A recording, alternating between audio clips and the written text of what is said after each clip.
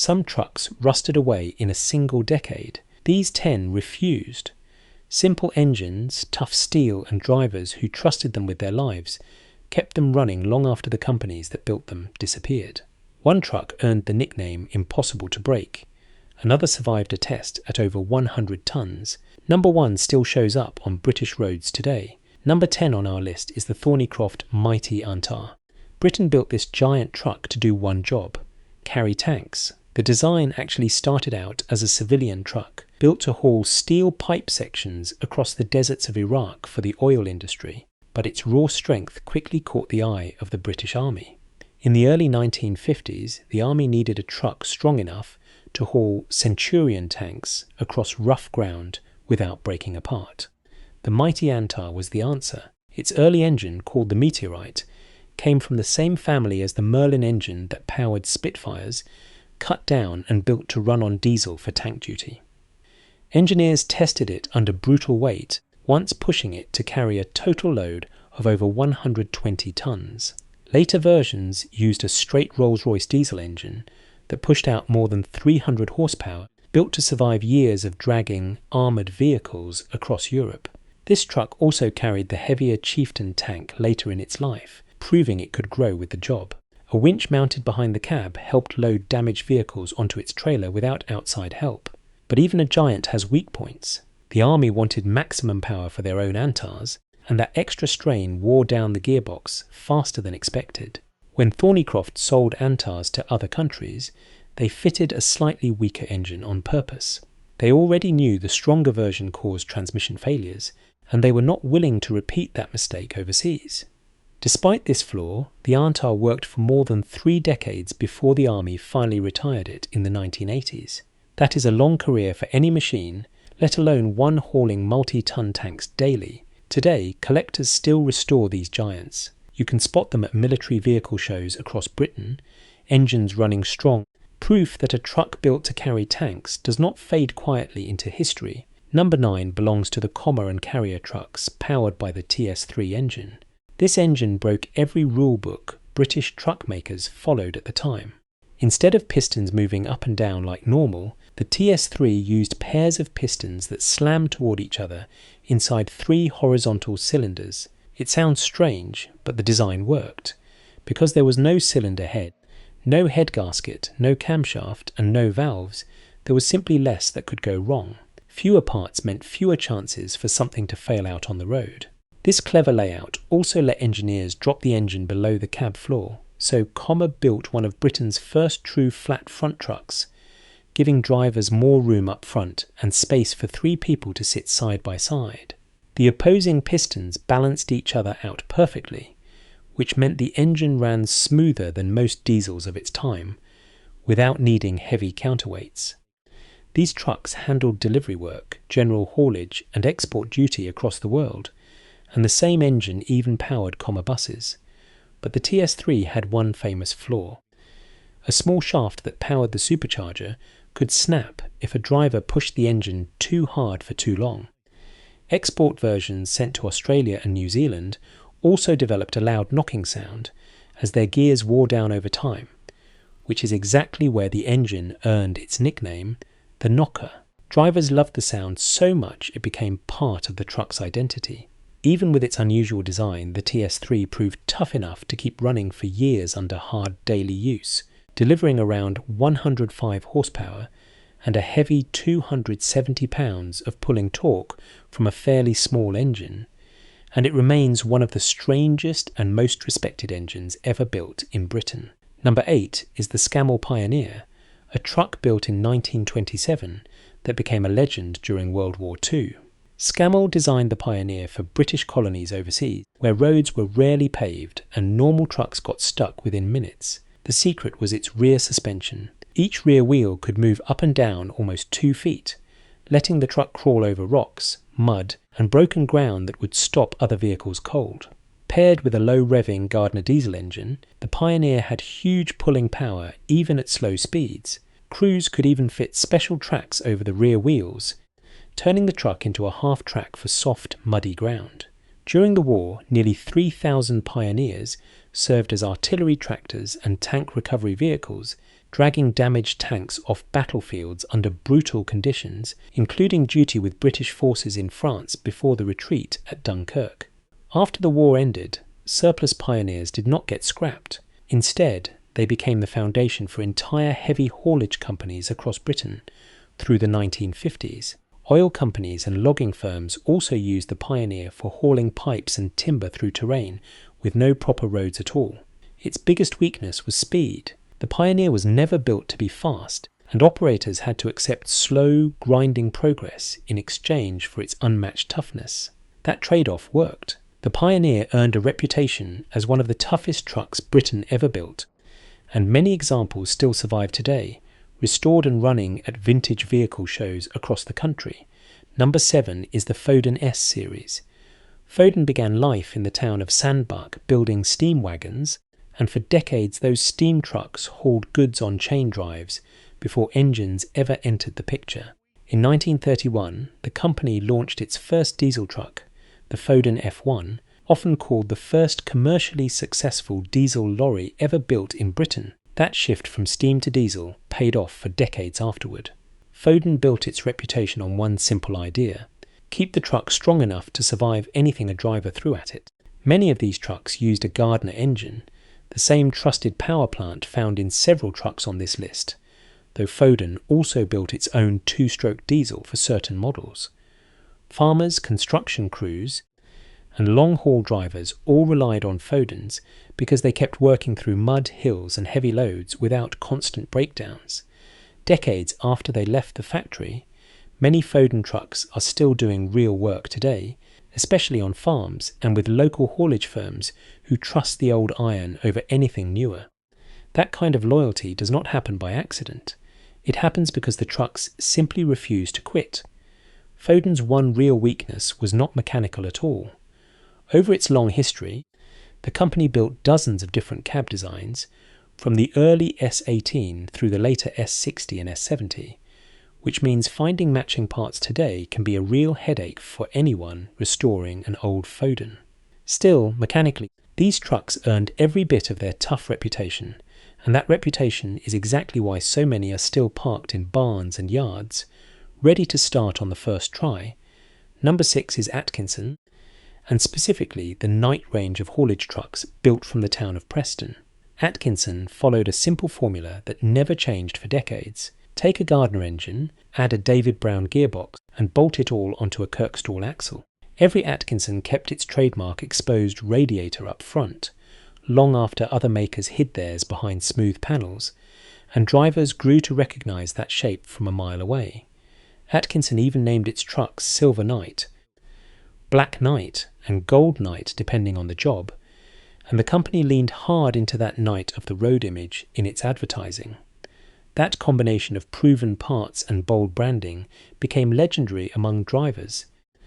One mechanic who spent years working on these trucks said the Gardner engine, once installed in an Atkinson, Foden, ERF, Guy or Seddon 8-wheeler, was pretty much impossible to break, even running fully loaded at 24 tons on ordinary British roads. Atkinson's handled tipper work, general haulage, and some of the heaviest engineering loads in the country, including hauling equipment for major heavy haulage firms like Wins. Drivers trusted these trucks because the Gardner engine could run for enormous distances between major repairs, and injectors often lasted 100,000 miles before needing attention. That kind of durability built serious loyalty among hauliers who depended on their trucks every single day. Atkinson's biggest weakness was not the truck itself, but the wait to get one. Gardner engines were in such high demand that customers sometimes waited 2 full years just to get one fitted to a new Atkinson chassis. Some buyers gave up and switched brands simply because they could not wait that long. Even so, the trucks that did get built earned a reputation that still holds up among enthusiasts today. Number 5 is Albion, a Glasgow company founded in 1899 that became Scotland's most famous name in trucks.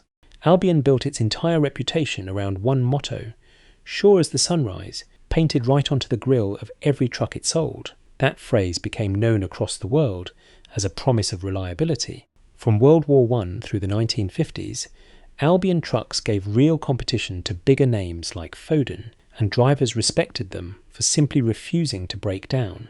The Raver and Clydesdale carried on that tradition, named after old Scottish border warriors and river valleys to match their tough, dependable character. Both models used Leyland 6-cylinder diesel engines that were not particularly powerful, usually somewhere between 90 and 125 horsepower. In a truck that could weigh 15 to 20 tons fully loaded, that is not a lot of muscle. But Albion never chased speed. The company built trucks to survive long hauls across Scotland and beyond, hauling general freight, construction materials and export goods to destinations around the globe. That focus on toughness over power became Albion's calling card. Its biggest weakness was exactly that lack of horsepower. Compared to American trucks of similar size, an Albion would have felt sluggish and underpowered, especially on hills. Drivers accepted the slower pace because they knew the truck would get there in the end, every single time. Albion earned its nickname honestly, and even today, the Sunrise badge on a restored Albion still means exactly what it always did: dependable transport you can count on. Number 4 is ERF, a company built on one simple belief: buy the best parts from other companies instead of making everything yourself. The company actually began after a family split at Foden itself, when Edwin Richard Foden left to build diesel trucks his way, naming the new company after his own initials, and giving his very first chassis the number 63, which was his age at the time. ERF's founder used Gardner engines, David Brown gearboxes, and Kirkstall axles from the very beginning, and that mix of proven components quickly earned ERF an excellent reputation for reliability among hauliers. During the war, when Gardner engines were needed for military use, ERF switched to AEC engines just to keep building trucks for the war effort without Tibet. In 1956, ERF introduced the Clear View cab, known simply as the KV, paired with a Gardner engine underneath. Drivers fell in love with the shape and the dependability together, and the truck became something close to legendary on British roads. ERFs handled everything from general haulage to fire engine chassis work, proving they could adapt to almost any job thrown at them. Later models in the 1970s added a tilting cab and sleeper options, keeping ERF competitive as regulations and driver expectations changed. But ERF's reputation took a hit in the 1980s. Later Gardner engines built during that period developed real reliability problems, so serious that ERF actually retrofitted some trucks with Cummins engines straight from the factory to fix customer complaints. That stumble aside, ERF's earlier Gardner-powered trucks remain some of the most respected classic haulage vehicles in Britain, remembered for outlasting the very roads they drove on. Number 3 is Leyland, a company that grew so large it eventually swallowed up several other names on this very list, including Albion and Scammell. The Beaver and Octopus models were built around two legendary engines, the 0600 and the 0680. The 0600 was a 9.8-litre inline 6 engine developed from wartime designs used to help build Cromwell tanks, and it delivered steady, dependable power through simple overhead valves and rugged construction. That reliability alone built Leyland's reputation as a maker of engines that simply did not quit. The larger 0680 followed in the 1950s, offering more power while keeping the same tough internals. The Octopus, an 8-wheeler built for heavy loads, became a mainstay of long-distance haulage fleets across Britain thanks to its ruggedness and staying power. These trucks hauled everything from construction materials to general freight, day after day, year after year, without demanding constant attention from mechanics.